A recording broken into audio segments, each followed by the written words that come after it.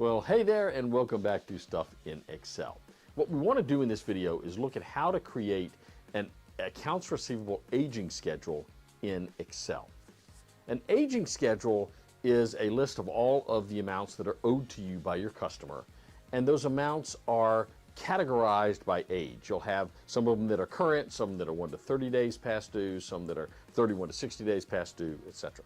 Now, how do you take the data that you've got, the data set that shows you how much each person owes you and when their due date was, and how do you create that aging schedule very simply in an Excel environment? And that's what we're going to look at in this video, so let's get into it. I'm going to use this data set to demonstrate how to set up an accounts receivable aging schedule. I'm going to break this into two pieces. In the first part of this, we're simply going to look at this data and clean it up and set it up as a table. In the second portion of the discussion, I'm going to actually show you how to set up the accounts receivable aging part. So let's take a look at this data and see what we've got. When we've got this data, we always want to clean our data first and see if there's anything that might look odd that needs to be cleaned. And we got a couple things. We've got this date up here that doesn't look like a date. It looks like a number. We've got these little warning boxes over here to the left. So when you see this little green arrow in the upper left of any cell, that tells you that the Excel thinks there could be a problem with that data. And we look at this data here in column A, rows 6 through 20. And what we see when we click on this is it says this is numbers stored as a text. And Excel wants to know if that's in fact what we want. And in fact, we look at this and all of them are that way. The second column, the invoice number, is also, when we click on this, it tells us it's also numbers stored as text, and it's like that in every case. We can know that also by looking up here at the top of the screen, and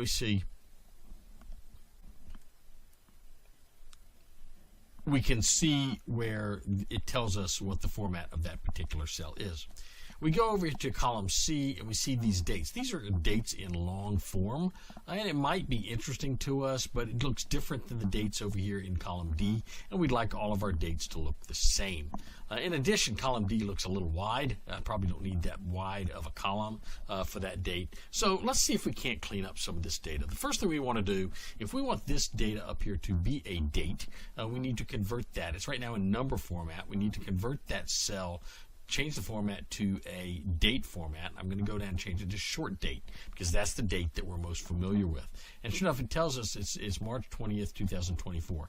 This is the date that we will assume that we are running this aging schedule for. We're running it for March 20th, 2024. Now, let's look at the data down here in customer number. When I click on cell A6 and I click on this little, I call it a warning box, it tells me that I've got numbers stored as a text. Now, it also gives me some options I can do here. One of the options is I can convert this to a number. And I might want to search at some point customer numbers by number, so it makes a lot of sense to perhaps change this to convert as number, and I can do that.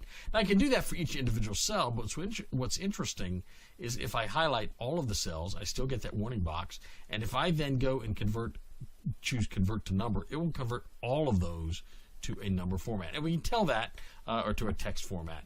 We can tell that because the format has changed up here at the top.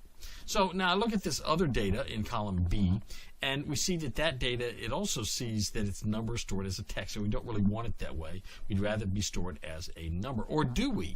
In fact, watch what happens if I convert cell B6 to a number. And we're going to go here, we'll click on that little down arrow and go to convert to number. Oh, all those zeros disappear. A lot of times numbers like check numbers or invoice numbers are stored as a 6 or 7 or 8 digit number, and the first several digits might be zeros by design, and we might not want to lose that designation. So I will undo that and keep those 6 digits. But I've still got this warning arrow. In fact, it's there for all of my boxes.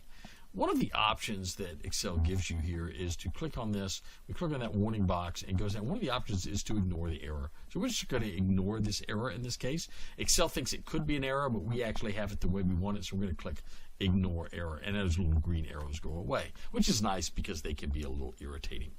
Now let's look at column C. We want to change these dates to a short date format. So it's very simple. We're going to highlight all of those dates. Then we are going to go up here to our formatting box right in the center up here, and we're going to choose date, and we're going to choose short date.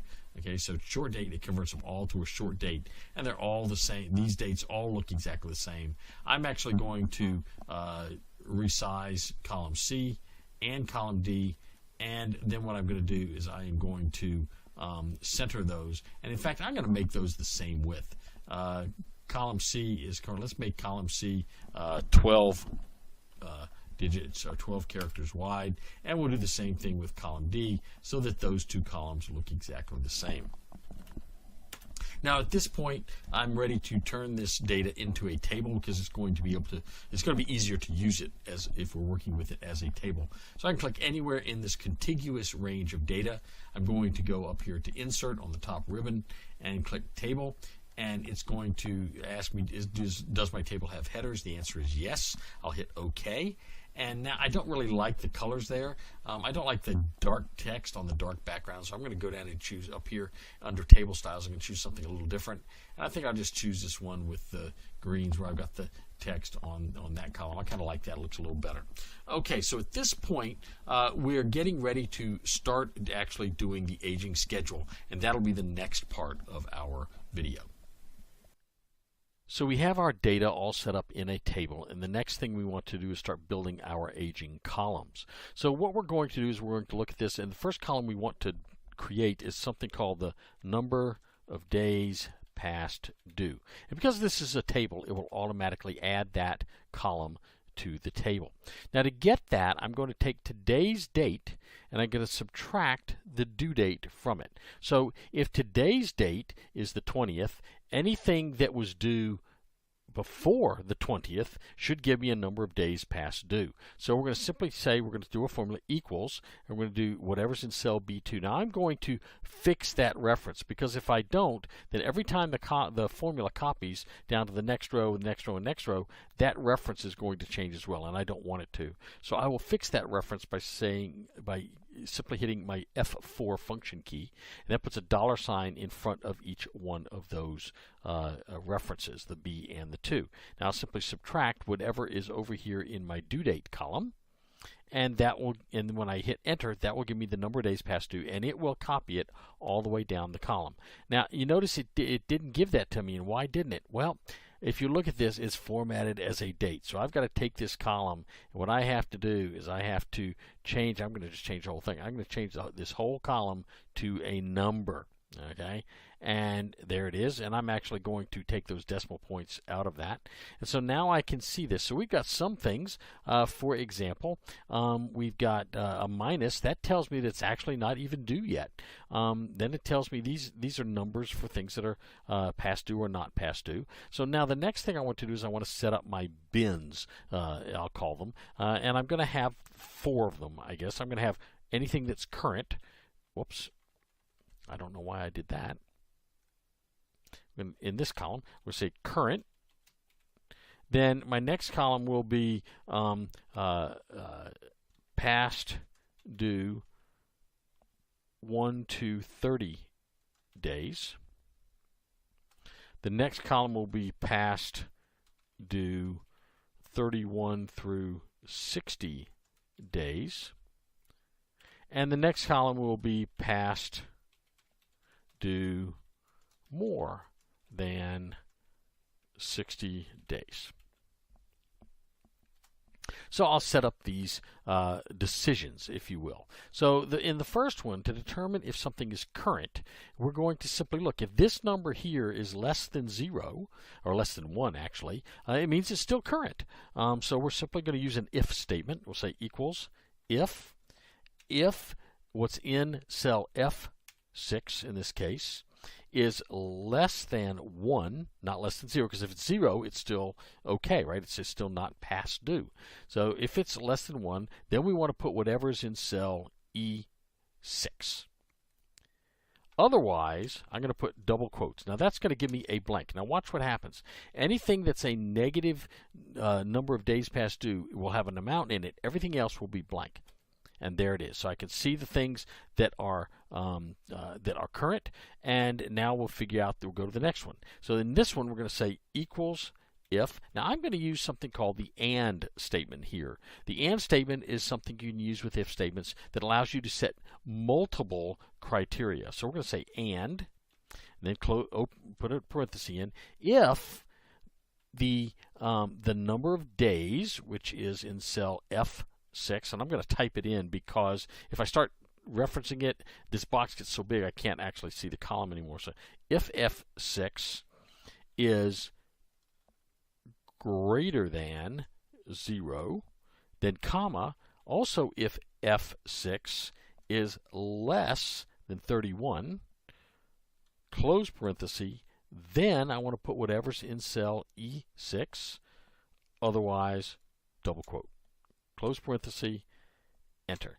Now we see we've got amounts down here in these columns, but nothing in the others because they're not between 0 and 30. So we'll do a similar thing. I'll go ahead and finish this out. Equals if and if the number of days past due is greater than 30, comma, or if the number of days past due is less than 61, close parenthesis, then we're going to put whatever's in cell E6, otherwise, double quote, and it will copy it all the way down the page. And we've got several of those. In the last column, anything that's greater than 60. So this one's just a plain old if statement. If my number of days past due is greater than 60, then we're going to put whatever's in the amount due column. Otherwise, we're going to put double quotes. And there we go. And I actually only have one of those. So now I've got all of my items set up in an aging schedule, but I may not actually want to show everything.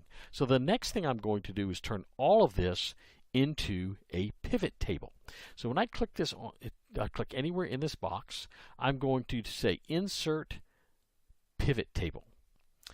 And I'm going to do I want to do it from this table or range. So we'll click OK. And it's going to ask me, first of all, where it's from table 1. I'm going to put it on a new worksheet, and all I have to do is say OK. So now it goes over here. Nothing is showing yet, but what I want is I want the customer number, and I want that to be in my row. So I'm going to put that down here in my rows. And what I want is I'm going to put all of these, the current, the past due 1 to 30, I want all of these in my values. Now, the problem is it didn't put them there. It did put them in rows, so I'm going to have to move them. And it gave me count. Notice it says count of those. I don't want count. I want the sum of those. So what I'm going to do is I'm going to have to go in and change the value field settings to sum for each one of those. And we'll do that real quick. This one, we're going to change it from count to sum.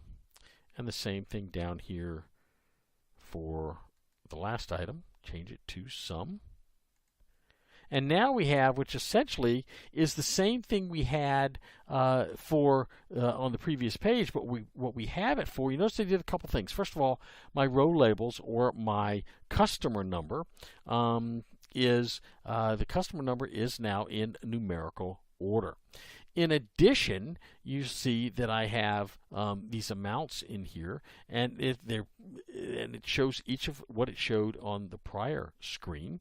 Now it is interesting if you look at item number 7, line number 7, customer number 117. You'll notice that for customer number 117, we have something that is current, but we also have something that is very much past due. So we picked up by doing this pivot table, we see that customer 117 actually has, even though they've got some current stuff, they actually also have some stuff that's past due more than 60 days. So we want to try to collect that. So that's how you would set up a good aging of accounts receivable schedule using Excel and a pivot table to specify or to narrow down the information and get yourself a good aging report.